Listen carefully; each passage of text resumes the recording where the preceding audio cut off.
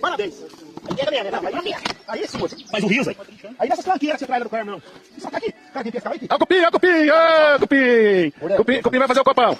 O marreco da oficina, viu? Precisar do marreco consertar o fusquinha, vai lá que o marreco conserta na hora. Hoje não dá não. O senhor da celaria, Carmessa.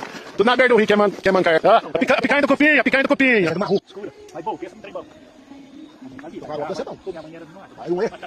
O marreco tá aí, mandando no peito. Ó, o marreco da oficina, viu? Consertador de fusca. O senhor da celaria lá, ó, que gosta de fazer arreio. O Tião tá ali, lá vai pegar uma trinchão, já peguei umas 10 matrinchão hoje. O mais largo que eu já peguei, foi o Tião. Eu peguei só 5 matrinchão, pegou 10.